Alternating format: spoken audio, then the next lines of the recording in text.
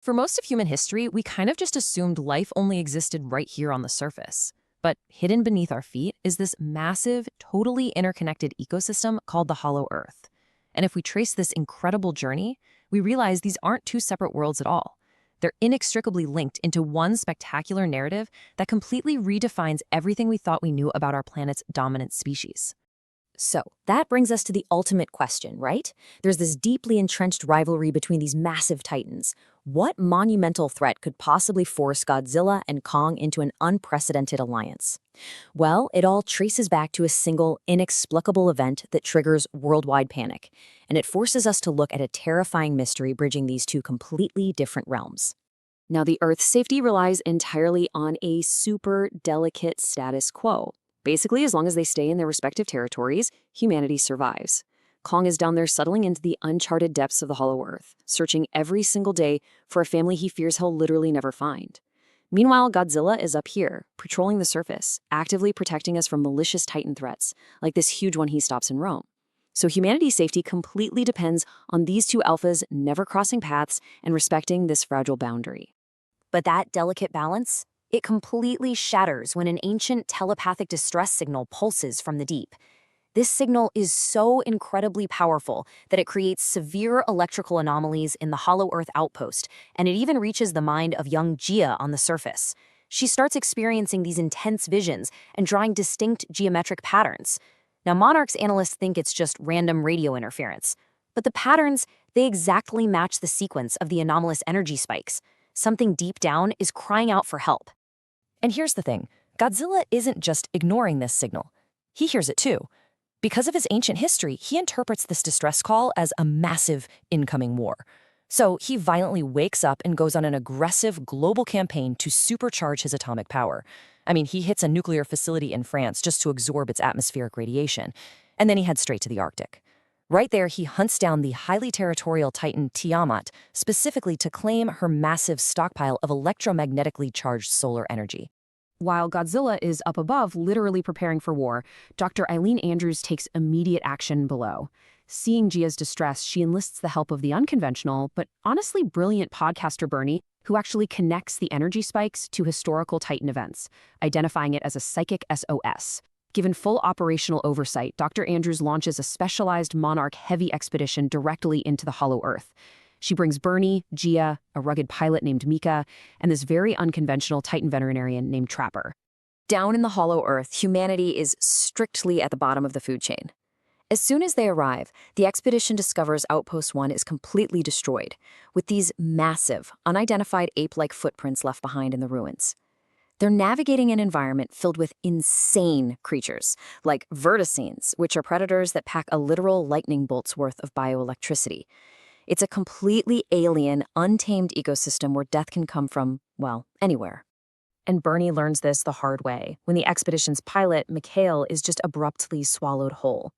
Mikhail actually ignores Trapper's instincts about this rotting smell, violently asserts his authority, steps in the wrong spot, and bam, he's instantly devoured by a massive camouflaged carnivorous tree. As Bernie screams in shock, it perfectly underscores a terrifying reality for us. In this environment, humans are really just prey to the natural world. But surviving the deadly jungle, the team follows Gia's instincts and they uncover an undocumented civilization. They find this ancient Iwi society hidden behind a massive bioelectric camouflage hub. These are actually Gia's ancestors. They communicate entirely telepathically and live amongst these ancient ruins carved from enormous quartz crystals. They've been completely isolated from the rest of the world for who knows how long, guarding a terrible secret. This discovery completely unlocks the epic mythos of this world, which is meticulously recorded in Iwi script right on the walls.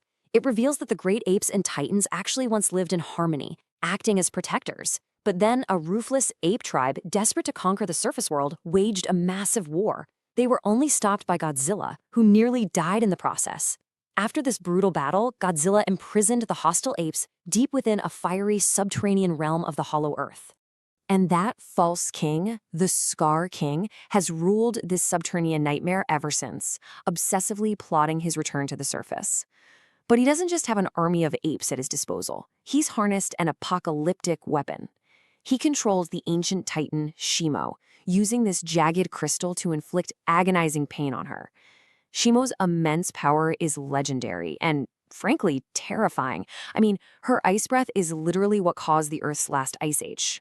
Now, while the humans uncover this dark lore with the iwi, Kong physically stumbles right into this nightmare. Searching the uncharted depths, he encounters hostile ape scouts and this young, really aggressive mini Kong. Following them, he finally locates the fiery prison realm and discovers that his species isn't dead at all. They're enslaved. Kong actually witnesses the brutal, tyrannical rule of the Scar King and steps up to challenge him, engaging in this fierce, bone-crushing brawl right over a volcanic pit. Kong definitely holds his own against the Scar King, but the tyrant unleashes his ultimate weapon. Shimo emerges and just blasts Kong with a devastating beam of ice. Kong barely manages to escape the subterranean realm, but the cost is massive. His right arm is severely ravaged by frostbite, resulting in significant tissue loss and nerve damage. He's weakened, unable to survive in the Hollow Earth with only one good arm, and Kong desperately needs Monarch's help. So, to give Kong a fighting chance, the Monarch vet, Trapper, initiates a brilliant sci-fi upgrade. He retrieves an experimental, hyper-powered mechanical arm from the ruined outpost. This was Project Powerhouse, an augmentation originally built to help Kong face massive threats after the whole Mechagodzilla incident. They inject Kong with a rapid healing serum for the frostbite and lock this massive yellow mechanical brace onto his arm. It instantly restores his immense strength and perfectly outfits him for the war to come. Back at the Pyramid City, the true reason for that psychic SOS is finally revealed. The Iwi knew the Scar King was getting closer, and their ancient prophecy dictated that only an Iwi from Skull Island, which is Gia, could return to awaken their defender. Gia bravely approaches the ancient temple and uses her connection to awaken Mothra, the queen of the monsters and Godzilla's most trusted ancient ally. Mothra is absolutely the ultimate key to getting Godzilla to cooperate without just destroying the Hollow Earth.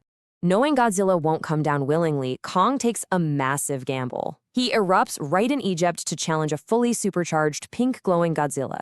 He takes severe hits on this suicide mission, all just to drag Godzilla back down through the portal. It's a really brutal clash, and it's only stopped from turning completely lethal by the glowing, ethereal intervention of the newly awakened Mothra, who finally unites the two alphas. Meanwhile, as the Scar King and his massive ape army march toward the Iwi city, the human and Iwi defenders enact a desperate plan. You see, the Iwi possess incredible technology that manipulates gravity. Using an advanced chemical reaction and liquid metal, they force their massive electromagnetic pyramids together. This generates a massive anti-gravity shockwave that completely suspends the entire battlefield in the air, temporarily neutralizing the invading ape army's advance toward the city's portals. But this zero-gravity defense is a temporary measure before the energy burns out and everything comes crashing back down. The Iwi city contains these undocumented vortex routes that lead all over the surface of the Earth. If the gravity fails and the Scar King actually manages to lead Shimo through one of those portals, humanity is absolutely doomed to suffer another catastrophic ice age. This is where the narrative explodes into a mythic showdown in a completely weightless environment. Godzilla, Kong, and the awakened Mothra finally unite. They're flying and launching themselves through the floating debris against the Scar King, Shimo, and the vicious ape army. It's just a spectacular collision of atomic breath, mechanical punches, and devastating ice blasts, as these ancient rivals fight side by side to protect the portals to the human world. But the Hollow Earth simply cannot contain this level of power. As the anti-gravity battery fails and the engine gives out, the Titans are pulled directly into the vortex. The chaotic brawl violently spills right into the surface world, with Godzilla, Kong, Shimo, and the Scar King literally crashing through the streets of Rio de Janeiro. The Scar King immediately commands Shimo to unleash her ice breath, and she begins to freeze the city and the atmosphere itself. In all the chaos, Godzilla and Kong focus entirely on the source of the tyrant's power. Kong manages to grab the Scar King's whip and completely shatters the control crystal on the ground. The very moment that crystal breaks, Shimo's eyes clear. Free from her agonizing enslavement, she immediately turns on her captor, exacting her own icy revenge by blasting the Scar King with her frost breath, freezing the tyrant solid before Kong shatters him completely. With the threat eliminated, Kong returns to the subterranean realm, but this time, not as an outcast, but as the new ruler of his freed people, with Shimo peacefully by his side. Godzilla returns to the surface, resting in Rome once again. The ancient balance is finally restored. But with these two interconnected worlds now openly mapped and communicating, you really have to wonder, what other primordial, dormant secrets are waiting to be uncovered in this unified world?